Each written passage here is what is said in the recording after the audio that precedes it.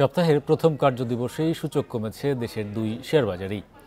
Dhaka stock এক্সচেঞ্জের প্রধান সূচক কমেছে ৫৫.৪৩ পয়েন্ট, লেনদেনও কমেছে ৪৬ কোটি টাকা। লেনদেনে অংশ নেওয়া ৩৯৮টি কোম্পানি ও মিউচুয়াল ফান্ডের মধ্যে দর বেড়েছে মাত্র ৬৭টি প্রতিষ্ঠানের। অন্যদিকে চট্টগ্রাম স্টক এক্সচেঞ্জের সার্বিক সূচক কমেছে ১৬২.৭৭ পয়েন্ট। রোববার দিনের শুরুতে ইতিবাচক ছিল ঢাকার শেয়ার বাজার। প্রথম ২৫ মিনিটে প্রধান সূচক বাড়ে ৩০ পয়েন্ট, তবে বেলা বাড়ার সঙ্গে সঙ্গে শুরু হয় সূচকের পতন। দিন শেষে ডিএসইএক্স সূচক ৫৫.৪৩ পয়েন্ট কমে অবস্থান করছে ৫,৪৬৮ পয়েন্টে। মূল্য সূচকের সাথে ডিএসইতে কমেছে লেনদেনের পরিমাণও। আজ মোট লেনদেন হয়েছে ৭৩২.৫৬ লাখ টাকা। এতে আগের দিনের চেয়ে লেনদেন কমেছে ৪৬ কোটি টাকা।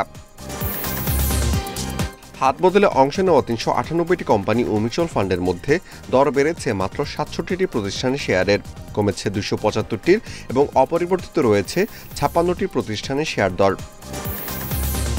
সবচেয়ে বেশি লেনদেন হওয়া প্রতিষ্ঠানের তালিকায় প্রথম অবস্থানে আছে রবি, দ্বিতীয় একমি এবং তৃতীয় অবস্থানে আছে খান ব্রাদার্স।